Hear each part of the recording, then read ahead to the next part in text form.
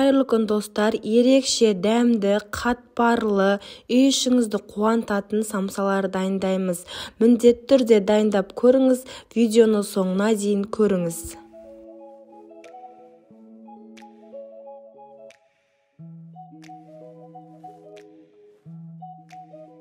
Бізге керек заттар: ұн, жылы су, міндетті түрде суыңыз жылы болу керек, тұз және де бөлме температурасында тұрған сармай болу керек. Кез келген сармай түрі бола береді. Тұзымызды салып, жылы суымызды ыдысымызға құйып, тұзымыз ерігенше араластырып аламыз. Тұзымыз толықтай еруі тиіс.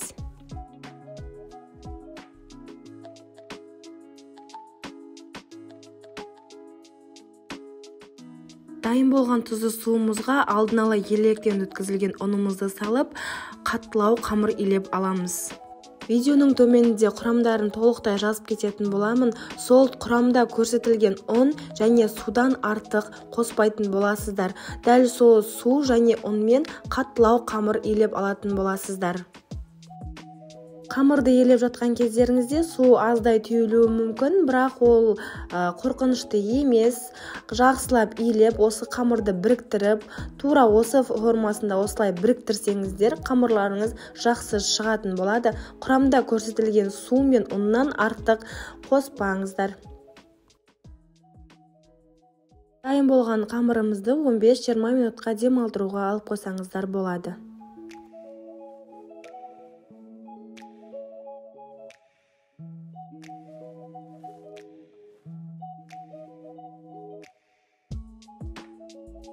Демін алып болған қамырымызды осылай жақсылап, жұқалап, жайып алатын боламыз.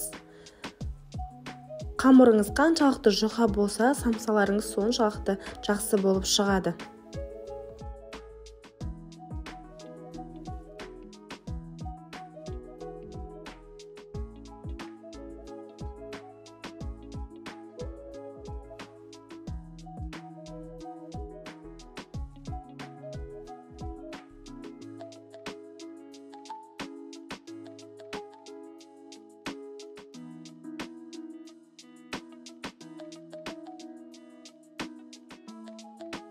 Міне достар, менің қамырым дайын болды. Міне видеодағыдай жұқа қылып жайып аласыздар.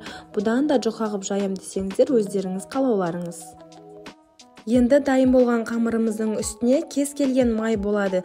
Маргарин болсын, сармай болсын, өзіңізге қандай май ұнайды, сол майдан пайдалансаңыздар болады. Тек қана майларыңыз бөлме температурасында болу керек. Ертіп отырмайсыздар. Дәл осылай бөлме температурасында тұрған майды дәл осы видеодағыдай жайып шығасыздар.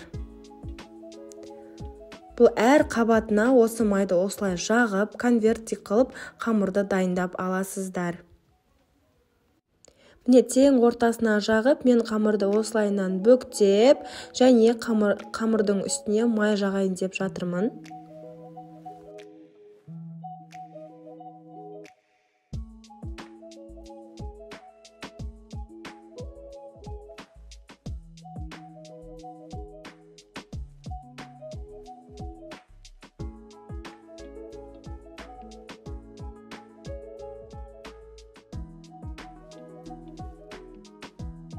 Енді келесі бетін бүктеп, ол бетіне де майымды жағып алатын боламын. Майды жаққан кезде барлық жеріне бірдей жағылу керек.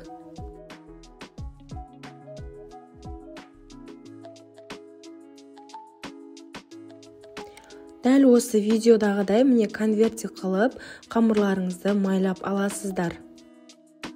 Дайын болған қамырымызды салафанға орап, холодильникке 1 сағатқа қойып пайдалана берсеңіздер болады, немесе бір түн бір күнге қалдырып, келесі күні пайдалануға болады.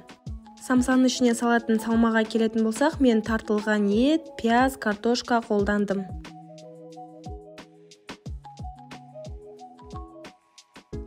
Дәміне қарай тұз, бұрыш қостым. Сіздер кез келген дәмдеуіштерден қолдансаңыздар болады. Және де кішкене сұйық май қосып араластырып алдым.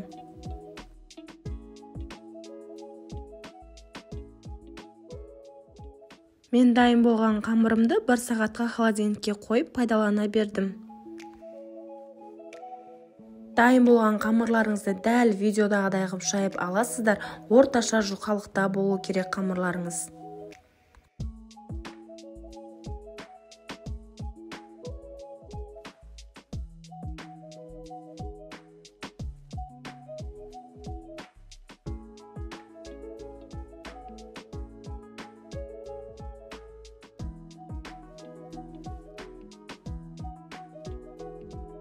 Орташа жұқалықта жайылған қамырымызды дәл видеодағыдай кесіп алатын боламыз.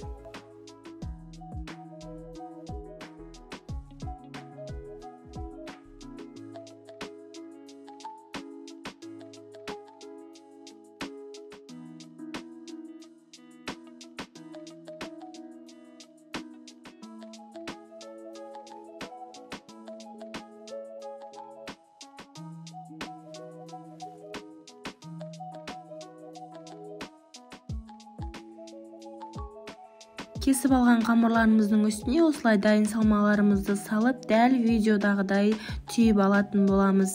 Түйген кезде жақсылап мұқият түйіңіздер, мына ашық жерлерін жауып қойыңыздар, жақсылап жабылсын.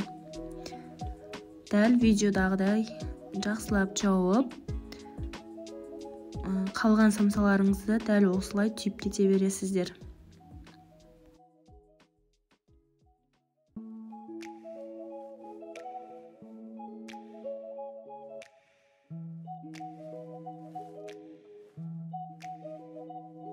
Табамызды майлап немесе фольга төсеп дайын болған самсаларымызды теріп шығамыз.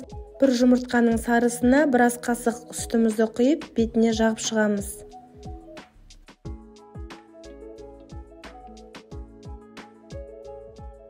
Жұмыртқаның сарысын жағып болғаннан кейін осылай лезвиямен самсаның бетін тіліп шығатын боламыз. Тілген кезде өте қатты тіліп жібермейсіздер, сәл кішкене атына тіліп шығасыздар. Өте қатты тілініп кетпесін, орташа қылып тіліп шығыңыздар. Дайын болған самсамызды 200 градуста 35 минут пісіріп аламыз. Міндетті түрде дайындап көріңіздер. Видеоны соңына дейін көрген болсаңыздар, лайк басып, комментарий қалдыруды ұмытпаңыздар. Менің каналыма тіркеліп, колокольчикті басып қойыңыздар. Келесі рецепттер сіздерге бірінші болып көрінетін болады. Алдағы уақытта өте күшті рецепттер салатын боламын.